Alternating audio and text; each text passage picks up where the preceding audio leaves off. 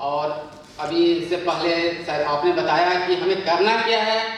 Actually में this is a point. हम लोग यहाँ पे आए हैं, लगभग सबको मालूम है हमारे अधिकार, प्रिविलेज सब कुछ है। जजमेंट हमारे फेवर में, सुप्रीम कोर्ट आपके फेवर में बोल रहा है। करना क्या है? करना है कानूनी लड़ाई। कानूनी लड़ाई वो भी क्या? कोर्ट में जाके। कोर्ट में जाने के लिए आपके पास हर एक पॉइंट के ऊपर जजमेंट है। अब एग्जाम्पल के लिए मैं लेता हूँ मुर्मू पावर जनरेशन या ट्रैवल कोलफील्ड लिमिटेड का। समता जजमेंट करती है ना कि आप ही लोग को मिलेगा। आप लोग के पास तो इससे पहले कोई कोऑपरेटिव सोसाइटी थी नहीं थी। अब आप एक रिप्रेजेंटेशन देंगे, कहाँ पे देंगे? राज्यपाल महोदय को देंगे। स्वाभाविक है वो लेके रख लेंगे, आगे तो बढ़ाएंगे नहीं। उसके बाद आप आरटीआई मांगेंगे। आरटीआई मांगने के बाद आप उस पर प्रेसिडेंट को लिखेंगे। सबसे अच्छा तरीका है रेट पिटीशन। नाम तो सुने होंगे। रेट पिटीशन एक ऐसा चीज है जिसमें आप अपने अधिकार को मांग सकते हैं लीगली। और जो रेट पिटीशन हो चुका है डिस्पोजल, उस पे आप या तो यदि उस लॉ का वायलेशन हो रहा है तब आप कंटेम्प्ट फाइल कर सकते हैं, जैसा कि एक महोदय ने बताया। और यदि वायलेशन नहीं हो रहा है और आपका हक उसमें आ रहा है तो इंटरवेंशन की एप्लीकेशन लगती है और उस रिलीफ को आपके ऊपर लागू होना चाहिए। क्योंकि कुछ जजमेंट इन रेम होता है। इन रेम का मतलब है पब्लिकली, और कुछ जजमेंट होता है इन पर्सनल। यदि कोई स्टेट के लिए है तो स्टेट के लिए लागू होता है, ये तो पता ही होगा। लेकिन कुछ जजमेंट ऐसे डेवलप होते हैं जिसमें आपके पूरे जितने भी सिविल एरियाज हैं टेरिटरी उस पर भी लागू होते हैं। तो आप वन बाय वन समझिए कि हमें अब क्या करना है। एक बहुत अच्छी बात जो मुझे बोलना चाहिए था वो खुद उन्होंने बोल दिया। एक लीगल सेल की डेवलप करनी चाहिए आप लोगों को, डिस्ट्रिक्ट वाइज, स्टेट वाइज, जो पॉसिबल हो। आज कोई बहुत बड़े पॉलिटिकल पार्टी भी एक यूनिट चलाती है एडवोकेट्स की, चाहे कोई बड़े बड़े पॉलिटिकल पार्टी। आप भी एक संस्था हो, आदिवासी ग्रुप हो, सिविल एरिया है, तो एक सजेशन तो मुझे भी बहुत अच्छा लगा कि आप लोग एक लीगल सेल बना सकते हैं डिस्ट्रिक्ट वाइज, जितने भी सिविल एरियाज में 10 राज्य के रिप्रेजेंटेटिव यहाँ पे हैं। पहले आप स्टेट से शुरू करेंगे कि भाई एक स्टेट में कोई हेड ऑफिस बनाए, उसमें एक एडवोकेट को रखें। फिर डिस्ट्रिक्ट वाइज बनाए, उसमें भी एक एडवोकेट रखें। समस्याएं अपने आप आना शुरू हो जाएगा। फिर अभी जस्ट मेरे से पहले जो भाई ने बताया, महोदय ने, उन्होंने भी बहुत अच्छी बात बताई कि हमें अपने ग्रुप को आगे भेजना चाहिए नॉन पॉलिटिकल। मैं भी बिल्कुल एग्री करता हूँ। जो कॉन्स्टिट्यूशनल पोस्ट है वो सबको मालूम है, ये पॉलिटिकल फील्ड से आते हैं। हम जैसे लोग तो राष्ट्रपति बनते नहीं हैं, हम जैसे लोग तो राज्यपाल बनते नहीं हैं। क्यों? क्योंकि आप बोलने वाले हो, आप काम करने वाले हो। लोग काम करने वाले को पसंद नहीं करते हैं। ठीक है, तो आप अभी से डेवलप करेंगे तो हम पहले से 70 साल पीछे हो चुके हैं। ऐसा नहीं है आज हम लोग यहाँ बैठे हुए हैं तो इसका मतलब है कि ऐसा नहीं कि हम लोग 70 साल आगे हैं, हम लोग 70 साल पीछे हैं। हम लोग का मतलब पूरा कंट्री जिनको अपना काम करना था उन्होंने काम कर लिया और काम कर रहे हैं। हम लोग क्यों पीछे हैं? क्यों हमारे बच्चे आज भी 15-20 किलो 25 किलोमीटर दूर जा रहे हैं पढ़ने के लिए?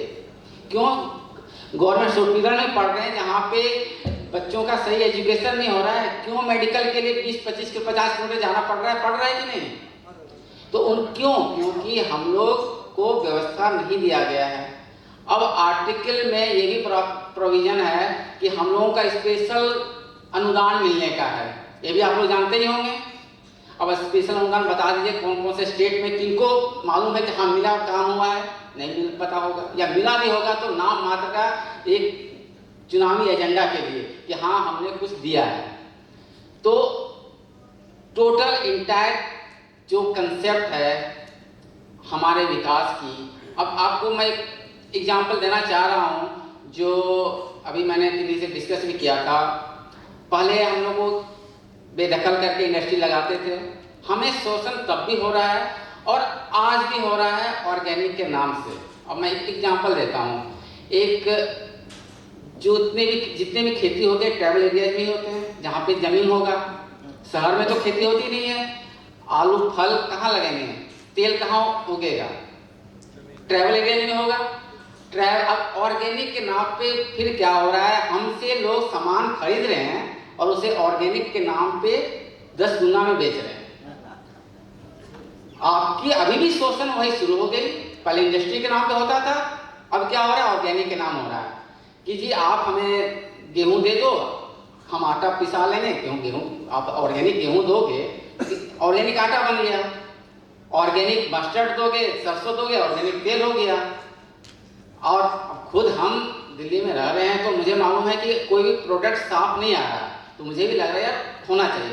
ये वही चीज़ है जो हम लोग देसी कहते थे कि देसी चावल खाएंगे, देसी आटा वगैरह खाएंगे कहते थे ना।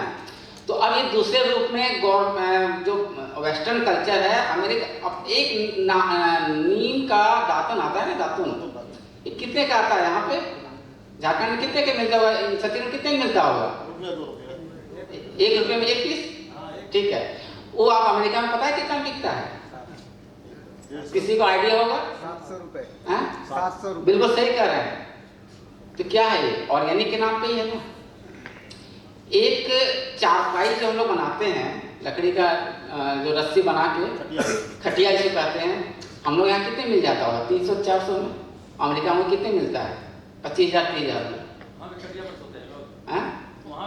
नहीं सोते हैं, लेकिन जो बीमार है उस मालूम है कि हमारा जो नस है उसमें सही रहता है इक्विप्रेशर का। तो अब देखिए कि ऑर्गेनिक के नाम पे अब हमारा फिर से शोषण शुरू होने वाला है या हो रहा है।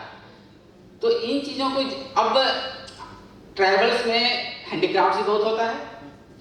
हैंडीक्राफ्ट को प्रोटेक्शन के लिए गवर्नमेंट ने एक भौगोलिक नामांकन का चित्र बनाया, ज्योग्राफिकल इंडिकेशंस कहते हैं। उसे क्या कहते हैं, जैसे जिस एरिया से जो चीज़ आ रहा है उसको एक टैग दे देते हैं। जैसे मध्य प्रदेश में वो ब्लैक मुर्गा आता है, क्या, कड़कनाथ मुर्गा, वो झबुआ के कोई एरिया में ही पाया जाता है। जब तक ये जीआई नहीं था लोग को मालूम नहीं था। और जोड़ से और नहीं आ रही है? अच्छा ठीक है, हाँ दे दिया,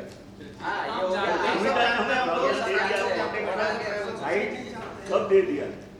सुप्रीम कोर्ट ने उसमें भी बोल दिया कि ये ट्राइबल के लिए प्रोटेक्शन है, राइट है, सब बोल दिया। अभी स्टेट गवर्नमेंट उसका इम्प्लीमेंट नहीं कर रही।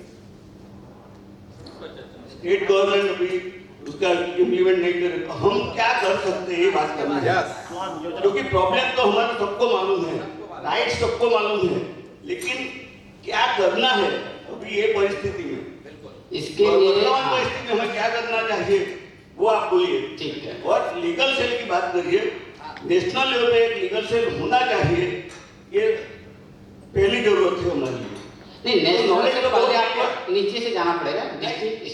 नॉलेज तो हमने बहुत ले लिया, इतने बुक्स लिख दिए, 5वीं अनुसूची, 6वीं अनुसूची, ये प्रोटेक्शन है, ये राइट्स है, ये सब जानते हैं, सब बुद्धिजीवी आए हैं, लेकिन क्या करना है हमें लीगल पॉइंट से, वो आप बोलिए तो अच्छा रहेगा। ठीक है, वही मैं समझाने की कोशिश कर रहा हूँ कि आप लोगों को पहले तो एक समस्या का जो आप जजमेंट से ग्रीवेंसेस है, जो भी जजमेंट है उसमें हमें यही बोलना है कि हम ट्राइबल को तो आपने अवॉइड कर दिया बोलो, लेकिन सुप्रीम कोर्ट ने बोला उसको भी उसने अवमानना किया। स्टेट गवर्नमेंट ने, सुप्रीम कोर्ट ने जो बोला उसको भी अवॉइड कर दिया, तो एक कंटेम्प्ट क्यों नहीं कर सकते? और एक भी मुद्दे पर हम कंटेम्प्ट करना चाहिए। ठीक है, देखिए जो जजमेंट का मैं पहले बोला ही था कि जिस जजमेंट का वायलेशन हो रहा है उसके लिए कंटेम्प्ट ही एक उपाय है, इसके अलावा कोई दूसरा उपाय नहीं है। लेकिन जो जजमेंट आपके ऊपर अप्लीकेबल नहीं है उसमें एक इंटरमीडिएट पार्टी बनने का और रिलीफ आपके ऊपर लागू कराने का है। और तीसरा, कोई ऐसा जो जजमेंट है ही नहीं लेकिन आपका वायलेशन हो रहा है उसके लिए रिट पिटीशन है। तो 3 मैं आपको उपाय जो मैं एडवाइस देना चाह रहा हूँ यही है, जो ऑलरेडी जजमेंट पास हो चुका है और उसमें आपको लग रहा है कि मेरे वायलेशन का जो जजमेंट है उसका वायलेट अभी भी हो रहा है, उसके लिए आप कंटेम्प्ट फाइल कीजिए।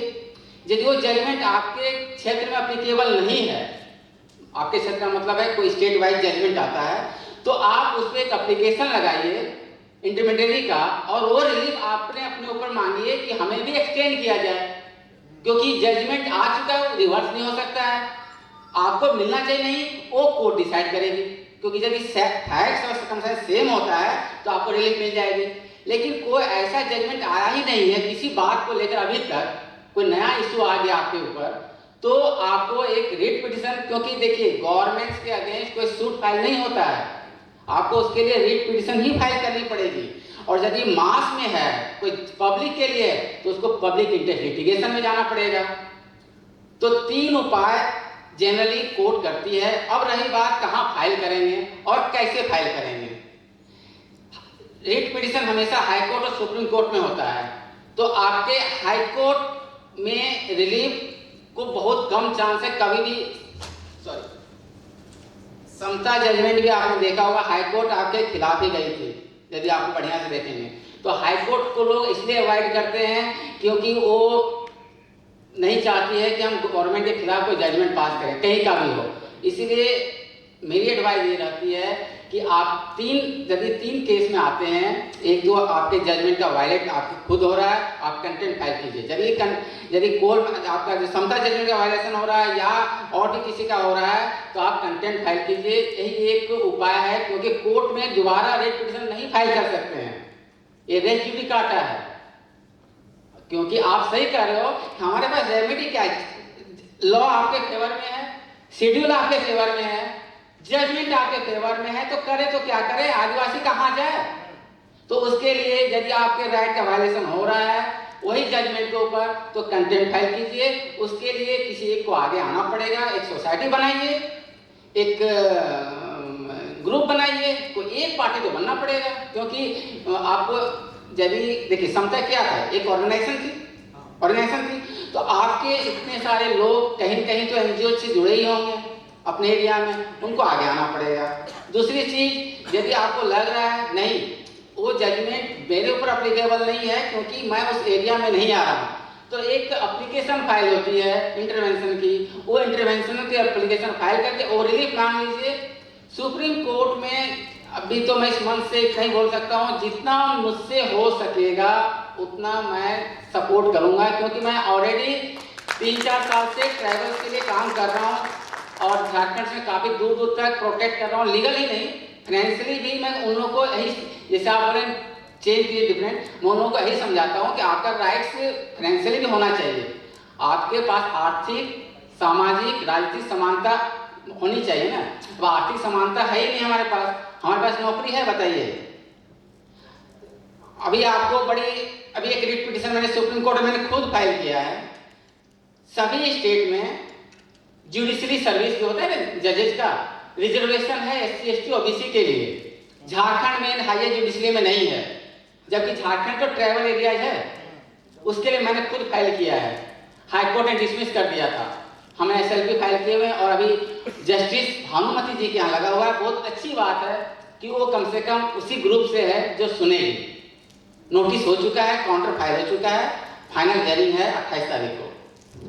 तो मेरा एक दूसरा प्रश्न हाँ छोटा है कि शेड्यूल एरिया में ट्राइबल की लैंड दूसरे ने ले ली, बाहर से आके कोई आदमी ने, और कलेक्टर ने उसको परमिशन दिया, तो ये कलेक्टर को हम कंटेम कर सकते हैं कि नहीं? देखिए, ये बहुत ही अच्छा क्वेश्चन पूछा है, क्योंकि लोग कहीं ना कहीं मिली भगत से ही ट्रांसफर होता है। तो अभी मैंने जैसे आप लोगों को लिस्ट बताया था, हर एक स्टेट में टेनेंसी एक्ट का प्रोविजन है कि ट्राइबल लैंड को नॉन ट्राइबल लैंड पे आप फाइल नहीं ट्रांसफर नहीं कर सकते हो। अब आप सीधे कंटेम्प्ट की बात कर रहे हैं। कंटेम्प्ट देखिए, थोड़ा सा आप समझिए कंटेम्प्ट क्या होता है। पहले थोड़ा सा लीगली 2 मिनट यदि मैं समझा सकूं तो आप लोग समझ लीजिए। कोई भी ऑर्डर या कोई भी लॉ का डायरेक्टली वायलेट करना कंटेम्प्ट है। यदि कोई जजमेंट आया, उसका यदि वायलेट हो रहा है तो कंटेम्प्ट है, लेकिन कोई गलत एक्ट कर रहा है तो वो ऑफेंस है। तो थोड़ा सा दोनों में अंतर है। यदि उसने गलत काम किया है तो आप उसे क्रिमिनल फौजदारी केस में लगा सकते हैं, लेकिन कंटेम्प्ट किसके अगेंस्ट हुआ है? हमें तो लीगल भाषा आती नहीं है। नहीं सर, मैं भी समझा। जो करना है कर सकते हैं कि नहीं ऐसे आप फैक्ट्स बताएंगे तो थोड़ा सा मेरे लिए मुश्किल हो जाएगा, क्योंकि मैं मतलब कोई गलत सजेशन नहीं देना चाहता हूँ कि क्या सर्कमस्टांसेस थी। तो आप हाई कोर्ट में पहले पिटीशन फाइल कीजिए और उनके ऊपर एक्शन के लीजिए, ठीक है? क्योंकि क्या सर्कमस्टांसेस, सीधे कंटेम्प्ट कहाँ फाइल करेंगे? कंटेम्प्ट कहीं पे प्रोसीडिंग चलना चाहिए। कंटेम्प्ट वहीं फाइल कर सकते हैं जहाँ पे कहीं पे प्रोसीडिंग चल रहा हो या डिस्पोजल हो गया हो, ठीक है? अब मैं फिर आता हूँ फिर आप ही के मुद्दे पे कि हम और क्या क्या कर सकते हैं। यदि आपको ये ठीक से समझा नहीं पाए आपको। हाँ बताइए, आप बताइए कि समता जजमेंट है, ठीक है, फिर पी रामी रेड्डी का जजमेंट है जी। दोनों में लिखा हुआ है कि शेड्यूल एरिया के अंदर जो नॉन ट्राइबल की जमीन भी है वो भी किसी नॉन ट्राइबल को ट्रांसफर नहीं हो सकती, कोई भी हालत हो। तो यहाँ इनका कहने का मतलब ये था कि ये जजमेंट है वो ऑल ओवर इंडिया में लागू हो रहा है, क्योंकि जहाँ जहाँ शेड्यूल एरिया है, ठीक है।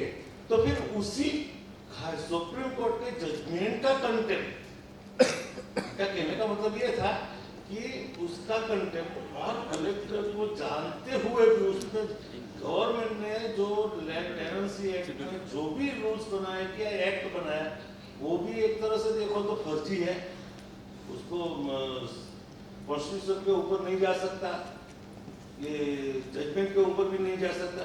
फिर भी उसके अंदर उन लोगों ने ऐसा प्रावधान किया कि अगर ट्राइबल का लैंड कोई दूसरा नॉन ट्राइबल ले रहा है और ट्राइबल के पास मान लो कि मिनिमम 5 एकड़ 10 एकड़ जमीन रहनी चाहिए, वो नॉन एग्रीकल्चरिस्ट नहीं होना चाहिए। तो वैसा अगर होता है तो पहले गवर्नमेंट परमिशन देती थी, अभी वहाँ गुजरात में कलेक्टर लोग परमिशन देते हैं कि ये नॉन एग्रीकल्चरिस्ट नहीं हो रहा है, उसके पास 15 एकड़ जमीन है और ये सिर्फ 1 एकड़ ही जमीन निकाल रहा है। आप समझिए। तो मैं इससे पहले भी यही समझा रहा था कि उस जजमेंट के, आप जजमेंट को देखिए आपके ऊपर अप्लीकेबल है या नहीं। मैं तो वही तो समझाने की कोशिश कर रहा हूँ। यदि वो जजमेंट का डायरेक्ट वायलेशन है तो कंटेम्प्ट जाओगे आप। मैं तो वही आपको 3 रेमेडी बताया मैंने कि यदि वो जजमेंट का डायरेक्ट आपका वायलेशन हो रहा है तो कंटेम्प्ट फाइल होगी, लेकिन वो जजमेंट का आपके ऊपर डायरेक्ट इम्प्लीकेशन, इनडायरेक्टली इम्प्लीकेशन है। देखिए जजमेंट आपने सबने पढ़ा है, कई चीजें जनरल में लिख देता है कि सभी के लिए है, कुछ जजमेंट तो ये भी लिखा है ना कि सिर्फ स्पेसिफिक स्टेट के लिए। तो क्या उस स्टेट के बेस पे आप दूसरे स्टेट का कंटेम्प्ट फाइल कर सकते हो? नहीं कर सकते हो। आप इंटरवेंशन की एप्लीकेशन लगा के रेमेडी लीजिए। और तीसरा ऑप्शन आपके पास है कि यदि आपके पास कोई जजमेंट नहीं है तो आप उसमें फ्रेश रिट पिटीशन फाइल कीजिए, ठीक है। अब रही बात कि हम और क्या क्या कर सकते हैं, तो सबसे पहले जितने भी आप लोग हैं लीगली मैं कोशिश करूंगा जितने आपके साउंड डॉक्यूमेंट्स होंगे वो मैं तो बता दिया 3 स्टेप है। अब आप कल आ जाओगे मेरे पास कि चलो जी मुझे इसका करना है, उसके लिए आप लोग को होमवर्क क्या करना है वो थोड़ा सा मैं चाहूँ तो आप बताना, कुछ बोलना चाह रहे हैं? एक तो जिस पॉइंट्स पे आपको चाहिए रिलीफ उसकी जितने चाहे आरटीआई से डिटेल निकलवा लीजिए। ये बहुत अच्छा डॉक्यूमेंट्स होता है, आपको कभी गवर्नमेंट नहीं देगी, इवन एनुअल रिपोर्ट नहीं देगी, वो तो मीडिया और वगैरह आरटीआई से लेके बहुत मुश्किल से मिल पाता है। मिलता है बताइए एनुअल रिपोर्ट कभी आपको? तो आप जितने जो जिसका आपका ग्रीवेंसेस है, ट्रांसफर प्रॉपर्टी है, ट्रैवल टू नॉन ट्रैवल है, ट्रैवल टू ट्रैवल या travel to non travel, non travel to travel, तो आप उसके आरटीआई रिपोर्ट ले लीजिए किसने वायलेट किया है। दूसरा, आप मैक्सिमम कोशिश कीजिए रिटर्न में रिप्रेजेंटेशन देने का। आप बेशक फॉर्मेलिटी के लिए मिलने गए हैं, आप एक रिटर्न रिसीव करा लीजिए, बाबू बैठा होता है ना, स्टैंप लगाइए और एक रिसीविंग लीजिए, रिसीविंग तो मिल जाएगा आपको। ये डॉक्यूमेंट ही आपको रिट पिटीशन, कंटेम्प्ट या एप्लीकेशन जो इंटरमीडिएटरी है उसमें काम आएगा, क्योंकि कोर्ट बोलेगी हैव यू टेकन एफर्ट्स, हम क्या जवाब देंगे? नहीं कि हम तो सीधा तो बोलेगा कि फर्स्ट क्योंकि सुप्रीम कोर्ट कभी नहीं मानेगी मेरा ऑर्डर नहीं फॉलो हो रहा है, ईगो है। सुप्रीम कोर्ट कभी बोलेगी मेरा ऑर्डर, उसे दिखता सब कुछ है लेकिन कभी नहीं बोलेगी, बोलेगा जी मैंने जो ऑर्डर दे दिया। आज देखिए लॉ इंडिया में कानून में देरी तो जरूर है। इस एग्जाम्पल आप सबके सामने निर्भया केस है, देरी है, सुप्रीम कोर्ट चाह के भी कुछ नहीं कर पा रही है, हो रही है ना। तो अब उस केस को हम इसमें नहीं ले रहे हैं, लेकिन देखिए देरी तो हो ही रही है ना। सर तो ऐसा नहीं है, निर्भया के बारे में बात कर रहे हैं। अभी जो उन्नाव में घटना घटी है उत्तर प्रदेश में, उस पर कहाँ कोई एक्शन हुआ? ये निर्भया किसी क्लास से है, उस पर एक्शन लिया जा रहा है, लेकिन जो दूसरे क्लासेस से हैं, बलात्कार पे जितना हमारे क्लास के साथ हुआ है, कहाँ किसी के साथ एक्शन लिया गया? नहीं ले रहा है 11 आदिवासी के साथ कांकेर हुआ था, कहाँ किसी पर कोई एक्शन? तुरंत नहीं बोले, इसके तुरंत रीफाइल करना चाहिए। सुना जाए सर, हाँ। हमारी सरकार क्या कर रही है? अभी सरकार तो थोड़ी क्या कर रही है? पटेल की मूर्ति में कितने हजार आदिवासियों को हटा दिया गया, कहाँ कानून चला गया? क्या कानून से बरे थे? ऐसा नहीं कर सके। ये तो रोज देख रहे हैं। अभी 14 आदिवासियों को सोनभद्र में हत्या हो गई, किसी पर कोई एक्शन नहीं है। 62 दलित बिहार मारे गए, किसी को कोई सजा नहीं, कोई सजा नहीं। किसने कलेक्टर की हत्या हो गई, कोई सजा नहीं। क्या हम इस देश के वासी नहीं है? बिल्कुल हैं। तो आपकी क्या कर रहे हैं? ये हो गया, आप काफी है ना बोलने के लिए। अब इसका आप लीगल उपाय पे जानेंगे, ठीक है? अब क्या लीगल पर सरकार की जिम्मेवारी, जिनको हम सर, के बेटा भी आया पेपर में मैंने देखा है कि सर सरकार का रुख देख लिया, सब पिछले 70 साल बाद हम लोग आई हैं। सरकार का रुख आपने देख लिया, इसमें तो सर वही बात आज करने आए हैं जो हमें 70 साल पहले करनी चाहिए। वकील साहब, बाकी राज्य वालों को भी हम बात थोड़ा सुनना चाह रहे हैं, उनको भी अवसर हाँ तो ठीक है, कंक्लूड कर दे रहे हैं, ठीक है ना। तो मेरी ओर से यही रहेगी कि सुप्रीम कोर्ट में यदि आपकी कोई भी समस्या आती है, ठीक है, तो मैं कोशिश करूंगा जितनी जल्दी और जितनी ट्रांसपेरेंट और जितना अच्छा से कर सकूं मैं जरूर करूंगा, ठीक है। और आप एक लीगल सेल बना के कोशिश कीजिए कि थोड़ा सा, क्योंकि आप ग्रुप में आएंगे और लीगल सेल यदि ग्रीप बना के आएंगे तो ज़्यादा अच्छा है, क्योंकि थोड़ा सा समय सबके साथ फाउंडेशन होता है कि आप लोग 10 लोग आ गए, 2 दिन बैठे हुए समझा रहे हैं। एक लीगल सेल आपकी 1 घंटे में वही चीज़ समझा सकता है। तो 3 ऑप्शन है आपके पास, कंटेम्प्ट, इंटरमीडिएट और प्रेस रेपुटेशन, ठीक है। नंबर मिल जाएगा आपको, नंबर तो मिल जाएगा, कोई दिक्कत नहीं है। से बोल दो नंबर 98101 101 347 93 98101 34793। अनिल कुमार साहू, छत्तीसगढ़ से। झारखंड। कहाँ? एक बार और रिपीट कीजिएगा सर। 98101 thank you. 347 93।